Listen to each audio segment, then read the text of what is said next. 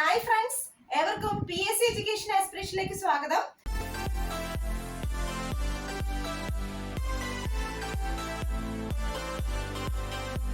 ഇന്ന് നിങ്ങൾക്ക് എല്ലാ എക്സാംസിനും ചോദിക്കുന്ന ഒരു പ്രധാനപ്പെട്ട ചോദ്യമാണ് സാമൂഹ്യക്ഷേമ പദ്ധതികൾ. അത്തരത്തില് എല്ലാ എക്സാമിനും ഒരു മാർക്ക് ഉറപ്പിക്കാവുന്ന സാമൂഹ്യക്ഷേമ പദ്ധതികളുമായിട്ടാണ് ഞാൻ ഇന്ന് വന്നിരിക്കുന്നത്. നമുക്ക് പഠിക്കാം. 10 സാമൂഹ്യക്ഷേമ പദ്ധതികൾ കറണ്ട് ആയിട്ട് നിലവിലുള്ള 10 എണ്ണമാണ് നമ്മൾ പഠിക്കുന്നത്.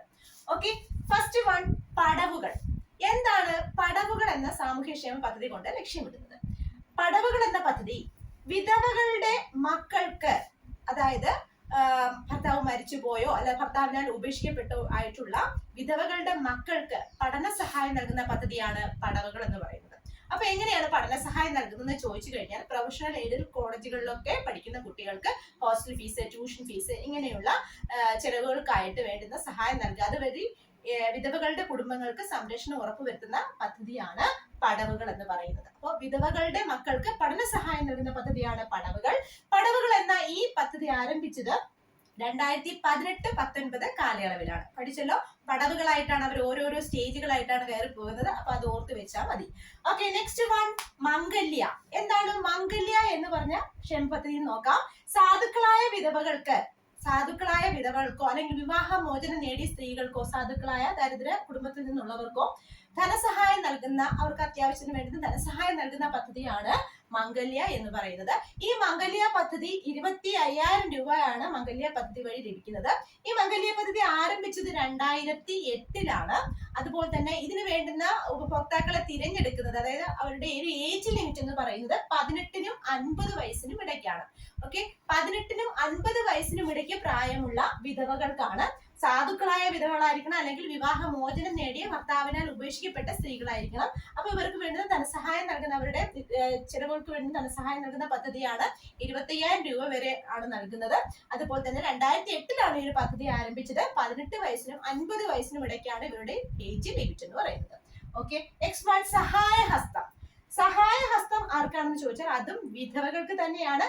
അതായത് വിധവകളായ സ്ത്രീകൾ, ഭർത്താവിനാൽ ഉപേക്ഷിക്കപ്പെട്ടവർ, അല്ലെങ്കിൽ ഭർത്താവ് കൂടെ ഇല്ലാത്തവർ, അങ്ങനെയുള്ള സ്ത്രീകൾക്ക് സ്വന്തമായിട്ട് തൊഴിൽ തുടങ്ങാൻ വേണ്ടിയിട്ട് ഒരു സഹായം എന്ന രീതിയിൽ സഹായ ഹസ്തം നീട്ടുകയാണ്. അപ്പൊ ഇത്തരത്തിൽ എത്ര രൂപ വരെ അല്ലെങ്കിൽ എത്ര രൂപ വരെയാണ്, അല്ലെങ്കിൽ എത്ര രൂപയിൽ താഴെയാണ് ഇവരുടെ വാർഷിക വരുമാനം ഉണ്ടായിരിക്കേണ്ടതെന്ന് ചോദിച്ചാൽ 1 ലക്ഷം രൂപയിൽ താഴെ ആയിരിക്കണം ഇവരുടെ വാർഷിക വരുമാനം. അതുപോലെ തന്നെ ഇവർക്ക് ഏകദേശം പ്രായം എന്ന് പറയുന്നത് 55 വയസ്സിന് താഴെ ആയിരിക്കണം. ഈ പദ്ധതി ആരംഭിച്ചത് 2018-19 കാലയളവിലാണ്. അപ്പോൾ ഒരിക്കൽ കൂടി പറയുന്നത്, സഹായ ഹസ്തം എന്ന് പറഞ്ഞാൽ സഹായം കൊടുക്കുകയാണ്. വിധവകളായ സ്ത്രീകൾക്ക് തൊഴിൽ തുടങ്ങാനുള്ള സഹായ ഹസ്തം നീട്ടുകയാണ്. അപ്പോൾ അത് വിധവകളായ സ്ത്രീകൾ, ഭർത്താവ് ഉപേക്ഷിച്ചവർ അങ്ങനെയുള്ളവർക്കാണ്. 1 ലക്ഷം രൂപയിൽ താഴെ ആയിരിക്കണം ഇവരുടെ വരുമാനം എന്ന് പറയുന്നത്. അതുപോലെ തന്നെ 55 വയസ്സിന് താഴെ ആയിരിക്കണം ഇവരുടെ ഏജ് ലിമിറ്റ്. പിന്നെ 2018-19 ഈ ഒരു സഹായ ഹസ്തം എന്ന പദ്ധതി ആരംഭിച്ചത്. നെക്സ്റ്റ് വൺ, പ്രത്യാശ.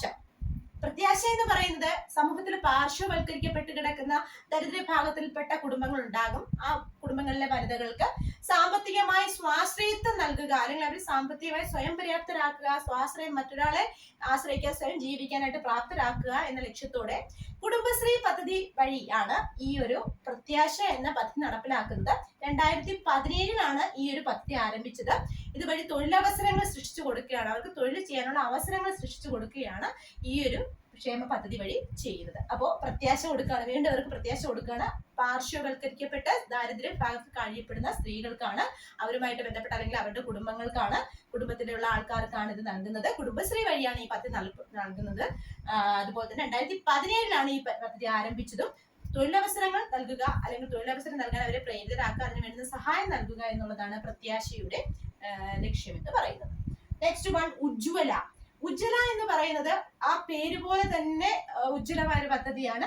അതായത് സമൂഹത്തിലെ ലൈംഗിക ചൂഷണത്തിന് ഇരയായ സ്ത്രീകൾ ഉണ്ടാകും, കുട്ടികൾ ഉണ്ടാകും, പെൺകുട്ടികൾ ഉണ്ടാകും. അവരെയൊക്കെ തന്നെ അവരുടെ പുനരധിവാസം, അവരുടെ ഏകോപനം, സമൂഹത്തിന്റെ അവർ സമൂഹത്തിൽ നിന്ന് ഒരുപാട് പിന്തള്ളപ്പെട്ട് കഴിയുന്നവരായിരിക്കും. അങ്ങനെയുള്ളവർ സമൂഹത്തിന്റെ മുൻനിരയിലേക്ക് കൊണ്ടുവന്നുകൊണ്ട് അവരെ പുനരധിവസിപ്പിക്കാനുള്ള സംഘടനകളോ അല്ലെങ്കിൽ അവരെ കെയർ ചെയ്യാനുള്ള ഹോമുകൾക്കോ ഒക്കെ ധനസഹായം നൽകിക്കൊണ്ട് അവയെ പ്രോത്സാഹിപ്പിക്കാനുള്ള പദ്ധതിയാണ് ഉജ്ജ്വല എന്ന് പറയുന്നത്. അപ്പൊ ഉജ്ജ്വല പദ്ധതി ആരെയാണ് ലക്ഷ്യമിടുന്നതെന്ന് ചോദിച്ചാൽ, ലൈംഗിക ചൂഷണത്തിന് ഇരയായ സ്ത്രീകൾ അല്ലെങ്കിൽ പെൺകുട്ടികൾ, അവരുടെ മാതാപിതാക്കൾ, അങ്ങനെയുള്ള മാതാപിതാക്കളുടെ പെൺകുട്ടികൾ, അങ്ങനെയുള്ളവർക്ക് പുനരധിവാസവും അവരുടെ ഏകോപനവും ഒക്കെ ലക്ഷ്യമാക്കിക്കൊണ്ട് പ്രവർത്തിക്കുന്ന സംഘടനകളുണ്ട്, ഷെൽട്ടർ ഹോമുകളുണ്ട്. അപ്പൊ അവയ്ക്കൊക്കെ ധനസഹായം നൽകുന്ന പദ്ധതിയാണ് ഇത്.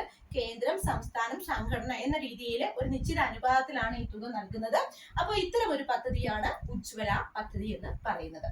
ഓക്കെ, അടുത്ത പദ്ധതിയാണ് ആശ്വാസനിധി. ആശ്വാസനിധി പേര് പോലെ തന്നെ ഇതേ ലൈംഗിക ചൂഷണത്തിന് ഇരയായപ്പെട്ട സ്ത്രീകൾക്കും പെൺകുട്ടികൾക്കും അല്ലെങ്കിൽ അങ്ങനെയുള്ള മാതാപിതാക്കളുടെ പെൺകുട്ടികളായ സ്ത്രീകൾക്കോ അല്ലെങ്കിൽ അവരുടെ കുഞ്ഞുങ്ങൾക്കോ ഒക്കെ അടിയന്തരമായിട്ട് ധനസഹായം എത്തിക്കുന്ന പദ്ധതിയാണ്. അടിയന്തര ധനസഹായം എത്തിക്കുന്ന പദ്ധതിയാണ് ആശ്വാസനിധി. അപ്പോൾ ഇങ്ങനെയുള്ളവർക്ക് അടിയന്തരമായി ധനസഹായം ആവശ്യമാണ്. അപ്പൊ അവർക്ക് അങ്ങനെ സമൂഹത്തിൽ ചിലപ്പോൾ അവർ ഒരുപാട് പിറകോട്ട് നിൽക്കുന്ന ആൾക്കാരായിരിക്കാം. അപ്പൊ അങ്ങനെയുള്ളവർക്ക് അടിയന്തരമായ ധനസഹായം നൽകുന്ന പദ്ധതിയാണ് ആശ്വാസനിധി എന്ന് പറയുന്നത്. ഈ ആശ്വാസനിധി വഴി അടിയന്തരമായിട്ട് 25,000 രൂപ വരെയാണ് ഇവർക്ക് ലഭിക്കുന്നത്. അതുപോലെ തന്നെ ഇവർക്ക് ഇത്തരത്തിൽ 25,000 രൂപ മുതൽ മിനിമം 25,000 രൂപ മുതൽ 2 ലക്ഷം രൂപ വരെ ലഭിക്കാം. ഇത് ലഭിക്കുന്നത് ഈ പറഞ്ഞ പ്രായപൂർത്തിയായ വ്യക്തിക്കാണ് ഇത് സംഭവിച്ചിട്ടുള്ളതെങ്കിൽ അവരുടെ തന്നെ ബാങ്ക് അക്കൗണ്ടിലേക്കും, അതല്ല പ്രായപൂർത്തിയാകാത്ത പെൺകുഞ്ഞുങ്ങൾക്കാണ് ഇത്തരത്തില് ലൈംഗികാതിക്രമണത്തിന് ഇരയായതെങ്കിൽ ആ കുഞ്ഞുങ്ങളുടെ പേരൻസിന്റെ അക്കൗണ്ടിലേക്കുമാണ് 25,000 രൂപ മുതൽ 2 ലക്ഷം രൂപ വരെ ഈ അടിയന്തരമായിട്ടുള്ള ധനസഹായം നൽകുന്നത്. അത് വലിയൊരു ആശ്വാസമായിരിക്കും അവർക്ക്. അതുകൊണ്ടാണ് ഇതിനെ ആശ്വാസ നിധി എന്ന് പേര് വിളിക്കുന്നത്. ഓക്കെ, അപ്പൊ ആശ്വാസനിധി എന്നുള്ള പദ്ധതി. Next one സ്നേഹയാനം. സ്നേഹയാനം, യാനം എന്ന് പറഞ്ഞാൽ നമുക്കറിയാം യാത്രയാണ് അല്ലെ. അപ്പൊ സ്നേഹയാനം പദ്ധതിയുടെ ലക്ഷ്യം എന്താന്ന് ചോദിച്ചു കഴിഞ്ഞാൽ ഓട്ടിസം, ബുദ്ധിമാന്ദ്യം അങ്ങനെയൊക്കെയുള്ള അല്ലെങ്കിൽ ഇങ്ങനെ സെറിബ്രൽ പാൾസി അങ്ങനെയൊക്കെ ഉള്ള രോഗങ്ങൾ ബാധിച്ച കുട്ടികളുടെ അമ്മമാർക്ക് അല്ലെങ്കിൽ അത്തരത്തിലുള്ള രോഗങ്ങളുള്ള മാതാപിതാക്കളുടെ കുട്ടികൾക്ക്, ഇവർക്കൊക്കെ അങ്ങനെയുള്ളവർക്ക് ഉപജീവനത്തിന്, അങ്ങനെയുള്ള അമ്മമാർക്കാണ് പ്രധാനമായും ഉപജീവനത്തിനായി അവർക്ക് ഇലക്ട്രിക് ഓട്ടോ നൽകുന്ന പദ്ധതിയാണ്. ആ ഇലക്ട്രിക് ഓട്ടോ നൽകുന്നത് എന്തിനാണെന്ന് ചോദിച്ചാൽ അതുവഴി ഇവർക്ക് ഇവരുടെ കുഞ്ഞുങ്ങളെ, ഓട്ടിസം ബുദ്ധിമാന്ദ്യം ബാധിച്ച കുഞ്ഞുങ്ങളെ സ്കൂളിലേക്കോ അല്ലെങ്കിൽ അവർക്ക് അതുപോലുള്ള കെയർ ഹോമുകളിലേക്കോ ഒക്കെ എത്തിക്കാനും മറ്റുള്ള സ്ഥലങ്ങളിലേക്ക് കൊണ്ടുപോകാനും, അതുപോലെ തന്നെ അതിലുപരിയായിട്ട് ഇവർക്ക് അതൊരു വരുമാന മാർഗം, ഓട്ടോ ഉപയോഗിച്ചുകൊണ്ട് അവർക്ക് അതിൽ നിന്നൊരു വരുമാന മാർഗം കണ്ടെത്താൻ വേണ്ടിയിട്ട് ഇലക്ട്രിക് ഓട്ടോ നൽകുന്ന പദ്ധതിയാണ്. അതുകൊണ്ടാണ് യാത്ര എന്നൊരു പേര്, സ്നേഹയാനം എന്ന പേര് വന്നിരിക്കുന്നത്. അപ്പൊ സ്നേഹയാനം എന്ന് പറഞ്ഞാൽ എന്താണ്? ഓട്ടിസം, ബുദ്ധിമാന്ദ്യം ഇവയൊക്കെ ബാധിച്ച കുട്ടികളുടെ അമ്മമാർക്ക് ഇലക്ട്രിക് ഓട്ടോ നൽകുന്ന പദ്ധതിയാണ്. ഉപജീവനത്തിനായും അവരുടെ കുഞ്ഞുങ്ങളുടെ സേഫ്റ്റിക്കായും ഒക്കെ അവരുടെ യാത്രയ്ക്കായും ഒക്കെ ഇലക്ട്രിക് ഓട്ടോ നൽകുന്ന പദ്ധതിയാണ് ഇതെന്ന് പറയുന്നത് സ്നേഹയാനം എന്ന് പറയുന്നത്. നെക്സ്റ്റ് നിഴൽ.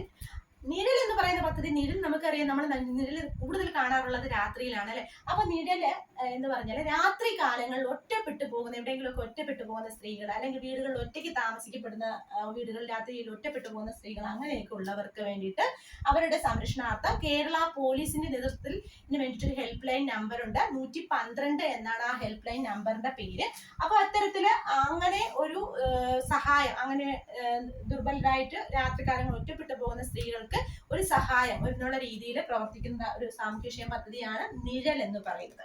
അപ്പൊ നിഴൽ രാത്രികാലങ്ങളിലാണ്. രാത്രികാലങ്ങളിൽ ഒറ്റപ്പെട്ട് പൊതുവായിട്ടുള്ള ഇടങ്ങളിൽ ഒറ്റപ്പെട്ടു പോകുന്ന സ്ത്രീകൾ, വീടുകളിൽ ഒറ്റപ്പെട്ടു പോകുന്ന സ്ത്രീകൾ എന്നിവർക്ക് പുറകെ നിഴലായിട്ട് പ്രവർത്തിക്കുന്ന അല്ലെങ്കിൽ എന്നിവർക്ക് വേണ്ട സഹായം നൽകുന്ന കേരള പോലീസ് വഴി നടപ്പിലാക്കുന്ന 112 എന്ന നമ്പറിലൂടെ, അപ്പൊ ഇങ്ങനെ ഈ ഒരു നമ്പറിലേക്ക് വിളിച്ചറിയിച്ചു കഴിഞ്ഞാൽ ഉടനെ തന്നെ ആ ഒരു ഭാഗത്തേക്ക് വേണ്ടുന്ന സഹായങ്ങൾ എത്തിക്കുന്നതായിരിക്കും. അങ്ങനെയുള്ള ഒരു പദ്ധതിയാണ് നിഴൽ എന്ന് പറയുന്നത്. ഓക്കെ, നെക്സ്റ്റ് വൺ പരിണയം. പരിണയം എന്ന് പറഞ്ഞാൽ നമുക്കറിയാം വിവാഹമാണ് അല്ലെ. അപ്പൊ ഇവിടെ ആർക്കാണ് വിവാഹം എന്ന് ചോദിച്ചു കഴിഞ്ഞാല് ഭിന്നശേഷിയുള്ള വനിതകള്, ഭിന്നശേഷിക്കാരായ വനിതകള് അല്ലെങ്കിൽ ഭിന്നശേഷിക്കാരായ മാതാപിതാക്കളുടെ പെൺകുട്ടികള്. ഭിന്നശേഷിക്കാരായ മാതാപിതാക്കളുള്ള പെൺകുട്ടികൾ എന്ന് പറയുമ്പോൾ അവർ സമൂഹത്തിൽ കുറെ പ്രശ്നങ്ങൾ അനുഭവിക്കുന്നവരായിരിക്കാം. അപ്പൊ ഭിന്നശേഷിയുള്ള വനിതകള്, ഭിന്നശേഷിക്കാരായ മാതാപിതാക്കളുടെ പെൺകുട്ടികൾ എന്നിവർക്ക് നിയമാനുസൃതമായി വിവാഹം നടത്തുവാൻ വേണ്ടിയിട്ട് ഏതാണ്ട് 30,000 രൂപ വരെ നൽകുന്ന ഒരു പദ്ധതിയാണ് പരിണയം. അവരുടെ വിവാഹത്തിന് വേണ്ടിയിട്ട്, നിയമാനുസൃതമായ വിവാഹത്തിന് വേണ്ടിയിട്ട് 30,000 രൂപ വരെ ധനസഹായം ഉടനടി നൽകുന്ന ഒരു പദ്ധതിയാണ് പരിണയം എന്ന് പറയുന്നത്. അപ്പോ ഇതെന്ന് പറഞ്ഞാല് ഇവർക്ക് ഈ ഏതാണ്ട് ഇവരുടെ വാർഷിക വരുമാനം എന്ന് കണക്കാക്കുന്നത്, ഇവരുടെ വാർഷിക വരുമാനം 1 ലക്ഷം രൂപയിൽ താഴെ ആയിരിക്കണം എന്നുള്ളതാണ് ഇതിന്റെ ഒരു ക്രൈറ്റീരിയ എന്ന് പറയുന്നത്. അപ്പോ പരിണയം എന്ന് പറയുന്ന ആർക്കാണ്? ഭിന്നശേഷിക്കാരായ വനിതകൾ അല്ലെങ്കിൽ ഭിന്നശേഷിക്കാരായ മാതാപിതാക്കളുടെ പെൺകുട്ടികളായ കുട്ടികൾക്ക് അവർക്ക് വേണ്ടുന്ന വിവാഹത്തിന് വേണ്ടുന്ന, നിയമാനുസൃതമായ വിവാഹത്തിന് വേണ്ടുന്ന ധനസഹായം നൽകുന്ന പദ്ധതിയാണ് പരിണയം എന്ന് പറയുന്നത്. അടുത്തത് ശരണ്യ. എത്ര രൂപയാണ് നൽകുന്നതെന്ന് ചോദിച്ചു കഴിഞ്ഞാൽ 30,000 രൂപയാണ് ആ പദ്ധതിക്ക് വേണ്ടി നൽകുന്നത്. ഇവരുടെ വാർഷിക വരുമാനം 1 ലക്ഷം രൂപയിൽ താഴെ ആയിരിക്കണം എന്ന് മാത്രമാണ് ഒരു നിബന്ധനയുള്ളത്. അടുത്ത ശരണ്യ എന്ന് പറഞ്ഞ പദ്ധതിയാണ്.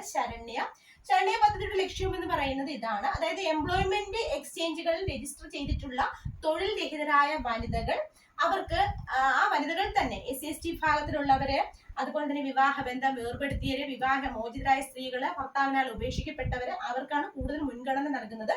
ഇവർക്ക് സ്വയം തൊഴിൽ ചെയ്യാൻ വേണ്ടിയിട്ട് ധനസഹായം നൽകുന്ന ഒരു പദ്ധതിയാണ് ഇത്. 2010 ആരംഭിച്ച ഒരു പദ്ധതിയാണ്. ഇവരുടെ ഏജ് ലിമിറ്റ് എന്ന് പറഞ്ഞാൽ 18 വയസ്സിനും 55 വയസ്സിനും ഇടയ്ക്കാണ്. അപ്പൊ 18 മുതൽ 55 വയസ്സിന് ഇടയ്ക്ക് പ്രായമുള്ള തൊഴിൽരഹിതരായ എംപ്ലോയ്മെന്റ് എക്സ്ചേഞ്ചിൽ പേര് രജിസ്റ്റർ ചെയ്തിട്ടുള്ള വനിതകൾ, അവർക്ക് സ്വയം തൊഴിൽ നൽകാനായിട്ട്, അത് SC/ST വിഭാഗമാകാം, അല്ലെങ്കിൽ വിവാഹബന്ധം വേർപെടുത്തിയതാകാം, അവർക്ക് സ്വയം തൊഴിൽ ചെയ്യാനായിട്ട് വേണ്ടുന്ന ധനസഹായം നൽകുന്ന ഒരു പദ്ധതിയാണ്. 18 വയസ്സിനും 55 വയസ്സിനും ഇടയ്ക്കായിരിക്കും ഇവരുടെ ഏജ് ലിമിറ്റ്. അങ്ങനെയുള്ള ധനസഹായം നൽകുന്ന ഒരു പദ്ധതിയാണ് ശരണ്യ എന്ന് പറയുന്നത്. ഓക്കെ, അപ്പൊ നമ്മളിപ്പോ 10 ക്ഷേമ പദ്ധതികളാണ് പഠിച്ചത്. വേഗം ഞാൻ ഒന്നുകൂടി പറയുന്നു. പടവുകൾ, വിധവകളുടെ മക്കൾക്ക് പഠന സഹായമാണ്. മംഗല്യ, സാധുക്കളായ വിധവകൾ, വിവാഹമോചനം നേടിയ സ്ത്രീകൾ, ഇവർക്ക് വേണ്ടിയുള്ള ധനസഹായ പദ്ധതിയാണ്. 25,000 രൂപയാണ് നൽകുന്നത്. സഹായ ഹസ്തം എന്ന് പറഞ്ഞാൽ വിധവ സ്വയം തൊഴിൽ നൽകാൻ വേണ്ടിയിട്ട്, വിധവകൾക്ക് സ്വയം തൊഴിൽ നൽകാൻ വേണ്ടിയിട്ട് നൽകുന്ന പദ്ധതിയാണ്. അതുപോലെ പ്രത്യാശ, പാർശ്വവൽക്കരിക്കപ്പെട്ട ദരിദ്ര താങ്കളുടെ കുടുംബങ്ങൾക്ക് സാമ്പത്തിക സഹായം നൽകുന്ന പദ്ധതിയാണ്. കുടുംബശ്രീ വഴിയാണ് ഇത് നടപ്പിലാക്കുന്നത്. 2017 ഇത് നടപ്പിലാക്കിയെന്നും കൂടി ഓർത്തു വെച്ചേക്കാം. അതുപോലെ ഉജ്ജ്വല, ലൈംഗിക ചൂഷണത്തിന് ഇരയായവർക്ക് വേണ്ടിയിട്ടുള്ള പുനരധിവാസം, അതിനു വേണ്ടിയിട്ടുള്ള ഷെൽട്ടർ ഹോമുകൾക്ക്, സംഘടനകൾക്ക് നൽകുന്ന ധനസഹായ പദ്ധതിയാണ് ഉജ്ജ്വല. ആശ്വാസനിധി, ഇതേ ലൈംഗിക ചൂഷണം അനുഭവിച്ച സ്ത്രീകളെ അതിൽ നിന്ന് അതിജീവിച്ച് വന്നവർക്ക് അടിയന്തരമായിട്ട് കൊടുക്കുന്ന ധനസഹായമാണ്. 25,000 രൂപ മുതൽ 2 ലക്ഷം രൂപ വരെയാണ് ഇതിന് ലഭിക്കുന്നത്. സ്നേഹയാനം എന്ന് പറഞ്ഞാൽ ഓട്ടിസം, ബുദ്ധിമാന്ദ്യം ഇങ്ങനെയൊക്കെയുള്ള രോഗങ്ങൾ ബാധിച്ച കുട്ടികളുടെ അമ്മമാർക്ക് ഇലക്ട്രിക് ഓട്ടോ നൽകുന്ന പദ്ധതിയാണ് സ്നേഹയാനം. നിഴൽ എന്ന് പറഞ്ഞാൽ രാത്രികാലങ്ങളിൽ പൊതുയിടങ്ങളിൽ ഒറ്റപ്പെട്ടു പോകുന്ന സ്ത്രീകൾ, വീടുകളിൽ ഒറ്റപ്പെട്ടു പോകുന്ന സ്ത്രീകൾക്ക് കേരള പോലീസിന്റെ നേതൃത്വത്തിലുള്ള ഒരു പദ്ധതിയാണ്. 112 എന്ന ഹെൽപ്പ് ലൈൻ നമ്പറിലൂടെ പ്രവർത്തിക്കുന്ന ഒരു പദ്ധതിയാണ് നിഴൽ എന്ന് പറയുന്നത്. പരിണയം എന്ന് പറയുന്നത് ഭിന്നശേഷിക്കാരായ വനിതകളോ അല്ലെങ്കിൽ ഭിന്നശേഷിക്കാരായ മാതാപിതാക്കളുള്ള പെൺകുട്ടികൾക്കോ നിയമാനുസൃതമായ വിവാഹം നടത്തുന്നതിന് വേണ്ടി ഏതാണ്ട് 30,000 രൂപ നൽകുന്ന ഒരു പദ്ധതിയാണ് പരിണയം. അടുത്തത് ശരണ്യ എന്ന് പറയുന്നത് തൊഴിൽരഹിതരായ വനിതകൾ, എംപ്ലോയ്മെന്റ് എക്സ്ചേഞ്ച് പേര് രജിസ്റ്റർ ചെയ്തിട്ടുള്ളവർ, അത് SC/ST അങ്ങനെയുള്ള വിഭാഗത്തിലുള്ളവർക്ക് സ്വയം തൊഴിൽ ചെയ്യാൻ വേണ്ടിയിട്ടുള്ള പ്രോത്സാഹനാർത്ഥം വേണ്ടുന്ന ധനസഹായം നൽകുന്ന പദ്ധതിയാണ് ശരണ്യ.